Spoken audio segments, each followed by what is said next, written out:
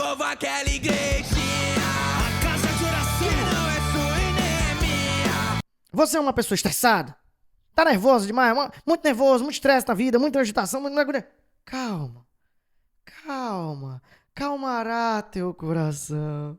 Piadinha ruim. Devolva aquela igrejinha. A banda Calmará, que é parte do Coletivo Candeeiro, lançou recentemente a canção Devolva a Minha Igrejinha. E eu sei que sempre se fala no Candeeiro, qualquer coisa do Candeeiro, é um maior auê.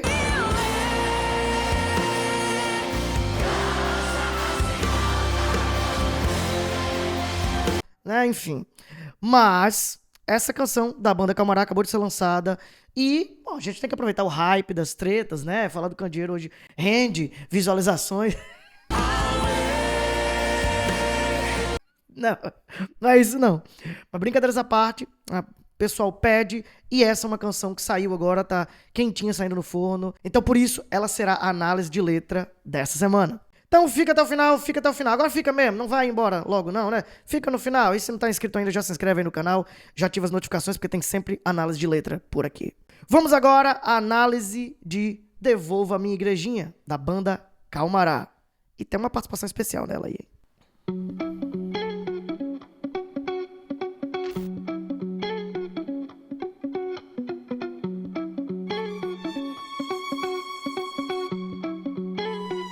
Devolva aquela igrejinha que não é sua e nem é minha.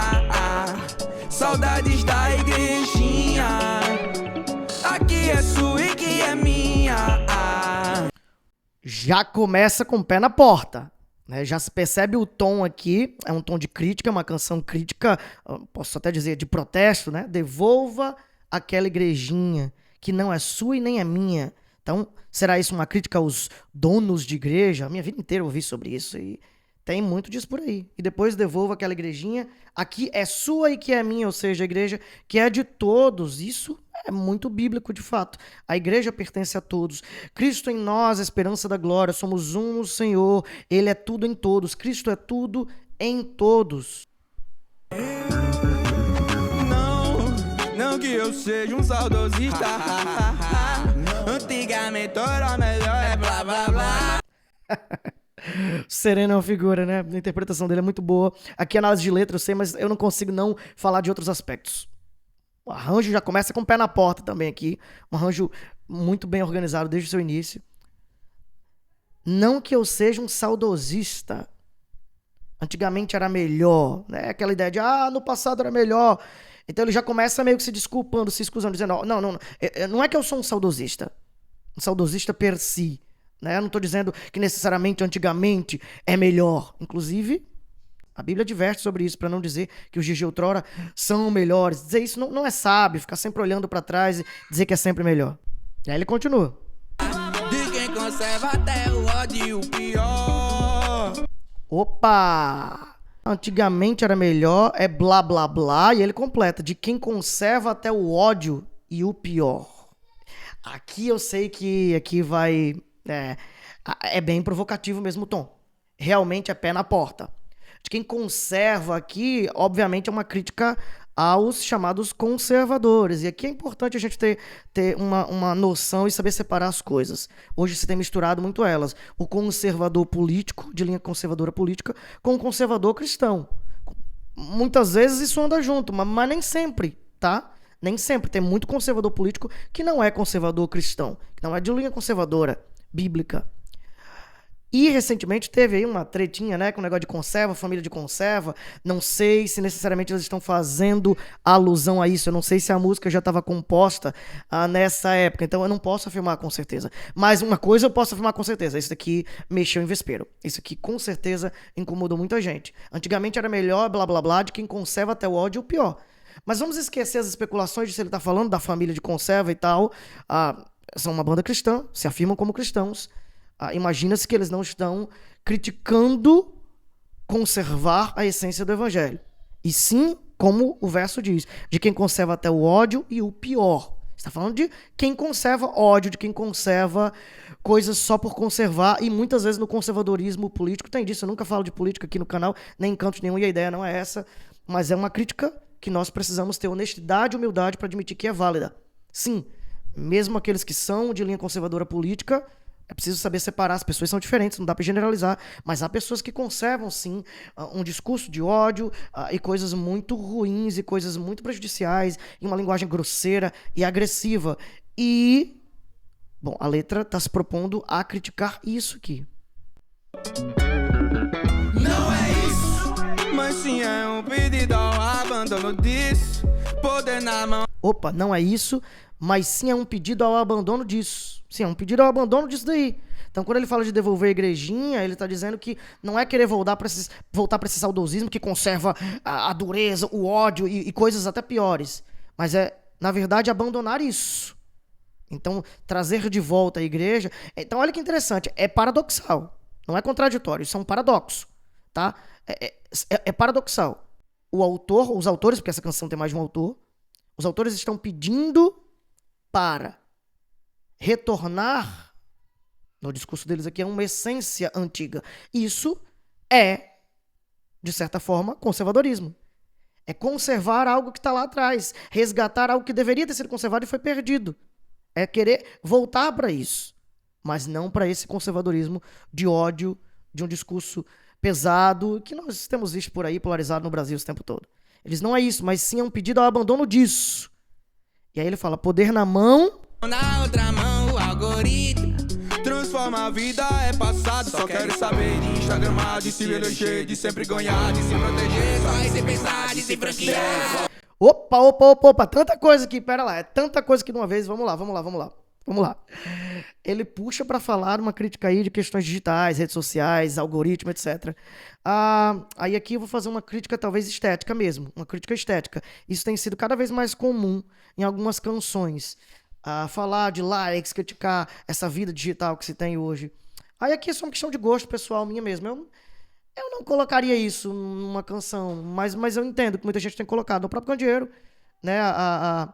Agora foi lançado na turnê O Grande Banquete os vídeos, aquela música que é um dueto da Midian com a Aninha, com a Nelô, por exemplo, fala sobre isso, né? E tantos outros falam. Mas eu vou voltar um pouquinho aqui, porque ele diz tanta coisa que vai além disso.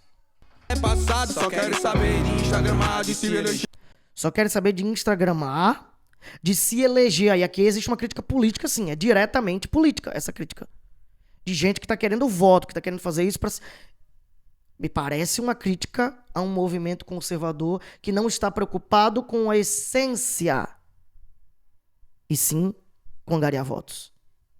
Em surfar na onda de supostos princípios ou de princípios verdadeiros, mas surfar nessa onda de quem se preocupa com princípios, quem se preocupa com um conservadorismo legítimo de princípios bíblicos, não de política, e aí uma galera que se aproveita disso para se eleger, para sempre ganhar. Isso acontece? Acontece não, né? Acontece não, né? De se proteger, só em se pensar, de se franquear. Aqui também me parece uma crítica, já que a música é sobre igreja, a franquias de igreja. Nós vemos por aí muitas franquias de igreja. É uma crítica legítima, mas é mexer em vespeiro. Eu tenho certeza que isso incomodou gente demais. Eu conheço gente que se incomodou com esse discurso. Porque é pesado. É bater mesmo. É bater mesmo. É bater mesmo. De sempre ganhar, de se proteger, só em se pensar, de se franquear. E aí vai voltar pro refrão. Voltando ao que eu tava falando do Instagram, eu só não faria essa crítica com relação a isso daí, uma vez que está sendo usado isso. Vou esclarecer melhor. Talvez a única discordância até agora que eu tenho, não é necessariamente uma discordância, mas é uma reflexão. Criticar a busca por likes, por visualizações, quando você se vale delas para promover o seu business, a sua arte, não sei até que ponto isso é tão válido assim.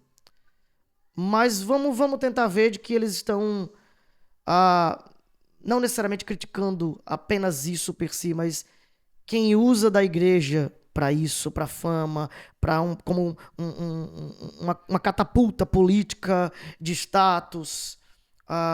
Né? Mas eu não falaria de Instagram essa coisa. Mas sou eu, não fui eu que escrevi. De todo modo, a crítica como um todo é uma crítica muito válida, é uma crítica importante. Eu só teria cuidado, vocês não vão me ver por aqui criticando. Fulano só quer likes. Vai ser muito difícil eu falar isso. Tem que ser uma coisa muito específica pra eu estar dizendo isso, porque eu também quero likes. Eu peço like aqui no canal. Por sinal, se você tá gostando da análise, já deixa aí seu like, tá? Deixa aí seu like. Então, eu acho que é complicado você criticar quem tá querendo ganhar algo com o algoritmo se você tá fazendo isso. A campanha de divulgação dessa música, inclusive, fez isso. Então, mas, como um todo, a crítica pensando na igreja é muito válida. E eles continuam. Aquela igrejinha que não é sua e nem é minha. Saudades da igrejinha. Aqui é sua e que é minha. Gente, esse refrão é muito forte. Ele fica na cabeça, tá? Depois que eu ouvi aqui a música a primeira vez, eu tô com ela na cabeça há muito tempo. E musicalmente, eu podia fazer um react aqui misturado com análise de letra. Eu tô fazendo, de certa forma. O arranjo muito bom, muito bom. A bateria ainda tá programada, bateria eletrônica, enfim, gravada com os pads, baixo, tudo no lugar, guitarra, assim. Gente, tá tudo muito legal, muito legal. A interpretação do Sereno também é... O Sereno é um show à parte, né? É uma presença de palco absurda, interpretação muito, muito massa. Então devolva a igrejinha que não é sua e nem é minha. Saudades da igrejinha. Aqui é sua e que é minha. Isso é muito forte, gente, é muito pesado. É protesto mesmo. Cara, me dá de volta minha igreja. Devolve minha igreja. A casa do Senhor. Da família de Deus, de todos nós.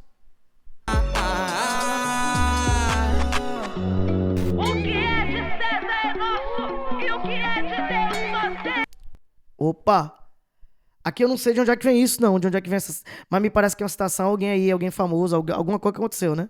Ó, o que é de César é nosso, e o que é de Deus nós demos. Uau! Isso é pesado, hein? Pesado, né? Dê a César o que é de César, o que é de Deus, a Deus. Isso é uma crítica pesada. Crítica pesada à união de fé e política, que infelizmente tem acontecido bastante nos últimos tempos, né? O pessoal tem confundido as bolas, como eu falei, conservadorismo político com conservadorismo bíblico, teológico. Mesmo que uma ou outra coisa possa andar junto, por eu ter princípios bíblicos, eu vou buscar uma vertente mais conservadora, mas nem sempre isso acontece. Tem muita gente, reitero, no meio conservador político, que não tá nem aí pra nada de legitimidade bíblica. Então, a coisa tá ficando complicada. Eu não quero realmente entrar no debate político per si. Já tem gente que vai, tá saindo do vídeo, calma, fica até o final. Vê a análise da letra, estamos analisando a letra, tá, biblicamente aqui. Até agora, biblicamente, eu não vejo problema nessa letra. Vamos seguir aqui.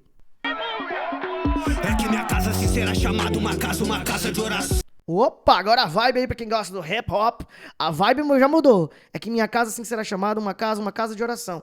Tá citando palavras que o próprio Jesus falou ao expulsar os cambistas do templo. Isso acontece 2 vezes, mais pro início e mais pro fim do ministério dele. João registra um momento diferente dos outros evangelhos, por exemplo, tá?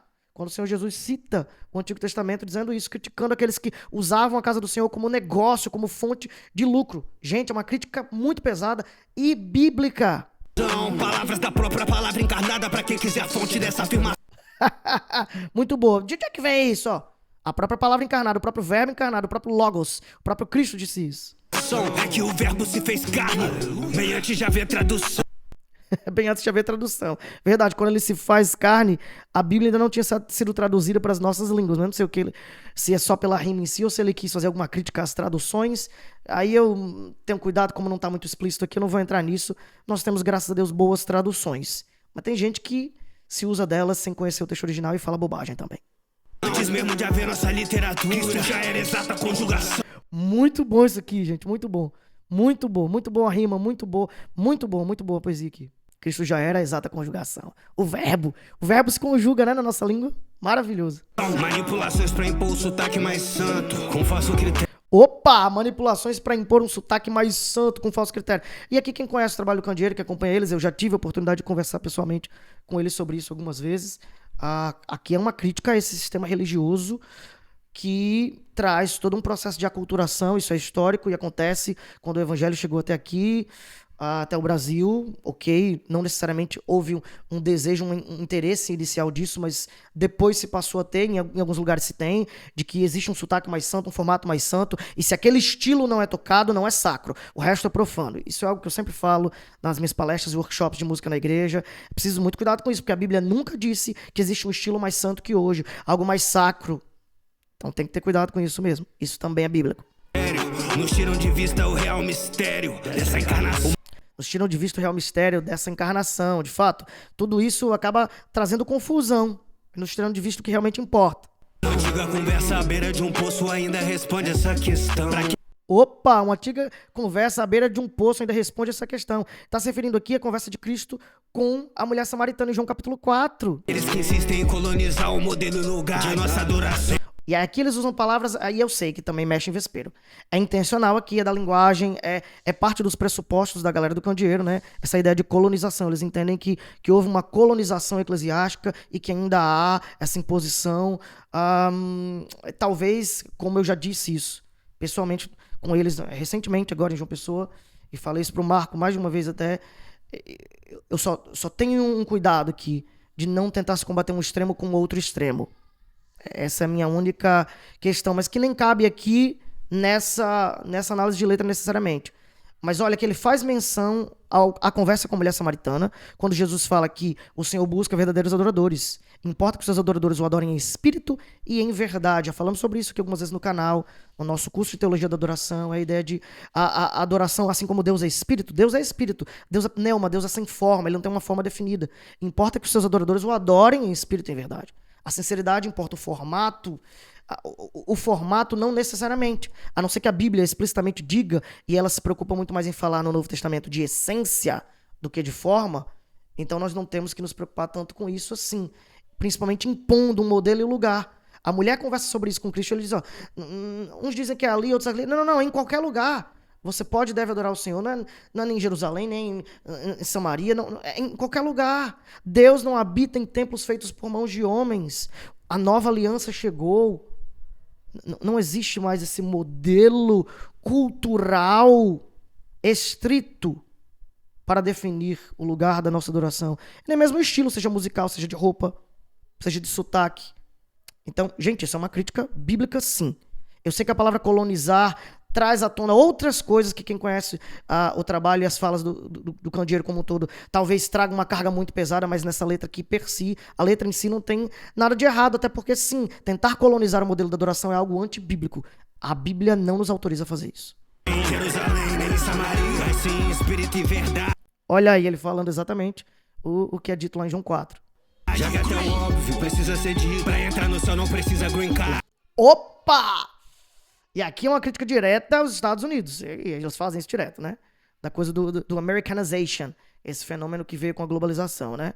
Pra entrar no céu não precisa de green card. E é verdade, gente. Não tá errado, não. Tá? Não é só gringo que é santo e que vai entrar no céu, não. De novo, não combater um extremo com outro extremo. Mas se você fica aqui no que está escrito na letra, aqui, não me parece extremo. A crítica é válida. De fermento já leva da massa. Embalagem importada não respalda um som. Uau! Citou o que Jesus falou dos fariseus com um pouco de fermento levê da massa. Algo embalado, como é que ele fala? Eu vou voltar aqui para não perder o verso exato, que eu já perdi, né? Um pouco de fermento já levê da massa. Embalagem importada não respalda unção. Uau! É verdade. O fato de eu pegar um pacote, um modelo aí, e é uma crítica, claro, à cultura do chamado worship e outras coisas, eu pegar esse pacotinho aí, que funciona numa igreja, que é bênção lá e tá tudo bem, e querer trazer isso para todos os lugares, isso não respalda unção. Isso não quer dizer que necessariamente tem a aprovação de Deus ali. Isso é verdade. Isso é verdade. Isso é muito verdade. É uma crítica ao mercado, a questão mercadológica na igreja também. E ele faz alusão ao que a Bíblia fala tantas vezes, né? Gente de toda tribo, língua, raça e nação. Deus, sim, Deus quis gente de tudo quanto é lugar. Deus quis gente de tudo quanto é lugar para se unir com Ele. Futuramente na Nova Jerusalém. Mas sim, nós somos diversos, é a unidade na diversidade. Isso é o lindo do corpo de Cristo. Diferentes cores, sotaques, culturas, línguas, povos. Isso, temos que seguir firme, com fé e palmas nas mãos.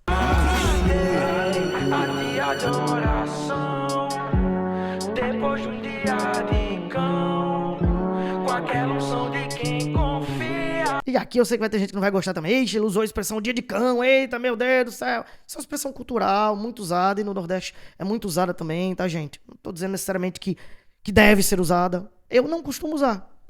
É muito raro eu usar assim, um dia de cão. Quer dizer, como um dia de Satanás. Eu tenho aprendido nos últimos anos a ter um certo cuidado com alguns termos. Mas não acho que seja o fim do mundo. Na cultura deles, no jeito de falar deles, talvez eles usam muito isso, tá tudo bem. Cadê a tia da oração depois de um dia de cão com aquela unção de quem confia? É a ideia de cadê aquela irmãzinha mais simples? Então aqui me parece uma crítica também a um evangelho mais elitista. E sim, a Bíblia nos diz que sim, há lugar para todos, inclusive para os ricos.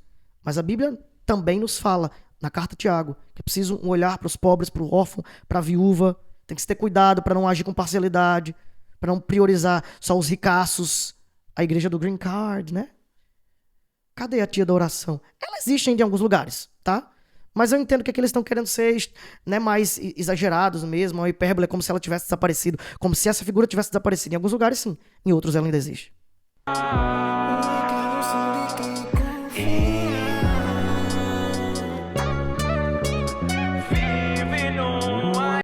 E não vive numa ilusão. Com fé. Que crítica, hein? Tá chamando galera iludida. Tem muito iludido por aí. Tem mesmo, viu?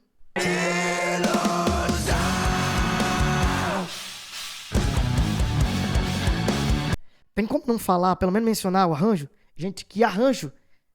Que coisa maravilhosa. Os caras baixaram rock and roll, gente, agora. Saiu de uma coisa meio trap, eletrônica, pra um hip hopzão e rockão agora na veia.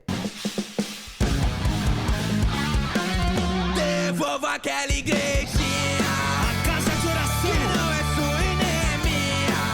A igreja de... E aí voltou pro refrão, né? Cara, eu gosto muito do Marcelo tocando baixo, gente. Falando da Guia também, é Chovendo Molhado, toca muito, todo mundo toca muito. São músicos excepcionais, não tenho o que falar deles, musicalmente mesmo. Mas um baixo bem tocado faz muita diferença. As dobras aqui do Marcelo com o da Guia, nossa, tá tudo muito no lugar e o Marcelão segura firme mesmo. Saudades da igrejinha, saudades da igrejinha, aqui é sua e que é nós minha. Somos um corpo. Devolva aquela igrejinha, o Pai Nosso, o pão que não é sua e nem é minha. Saudades da igrejinha, aqui é sua e que é minha. Não vejo qualquer problema teológico aqui. São todas verdades com embasamento bíblico. Devolva aquela igrejinha. É isso, gente. Sinceramente, eu não encontrei, e olha que eu procurei, porque falaram, né? Vê aí teologicamente e tal, dá uma analisada aí, como sempre me pedem. Eu não encontrei problema teológico nessa letra. Eu sei que vai ter gente que vai falar de outras coisas. Não, mas por que eles acreditam nisso, acreditam naquilo? Mas eu tô analisando apenas essa letra. Falando dessa letra, eu não encontrei qualquer problema teológico. Agora, como eu costumo fazer aqui nesse quadro de análise de letras, isso é uma letra que eu colocaria para ser cantada na igreja? Não. A não ser talvez em questões pontuais, num evento, numa coisa mais específica, num teatro, mas para cantar com congregação, não. Eu não entendo que essa seja uma canção de cunho congregacional. Até pela temática dela também. Isso quer dizer que em nenhum lugar do mundo, em nenhuma igreja do mundo, ela pode ser considerada congregacional. Isso quer dizer que em nenhum lugar pode acontecer um fenômeno de ter uma igreja que vai estar ali cantando junto, nesse protesto junto. Não posso dizer isso. Porque a igreja do Senhor, ela é multifacetada, em muitos lugares diferentes. Mas, no geral, eu não entendo, e talvez essa seja uma das minhas maiores discordâncias com algumas coisas que o Marco às vezes fala, e já conversei com ele sobre isso, reitero, também sobre isso, que eu realmente entendo que nem toda música, ela cabe para um momento congregacional. E tá tudo bem. Inclusive, falamos sobre isso recentemente aqui no canal, tem vídeo aqui no canal sobre isso, nem toda música é pra ser cantada na igreja, né? E muito menos no domingo com todo mundo. Você pode assistir esse vídeo aqui também. Mas, no geral, é uma letra muito forte, muito poderosa. Sim, que mexe com o vespeiro. Sim, que incomoda muita gente. Mas que, ao meu ver, não possui qualquer erro bíblico. Mas e você, o que você achou dela? Escreve aqui nos comentários. E se gostou da análise, deixa seu like. E, como eu disse, se não tá inscrito, se inscreve no canal, ativa as notificações pra saber se sempre tiver vídeo novo por aqui. Deus abençoe, até a próxima. Valeu!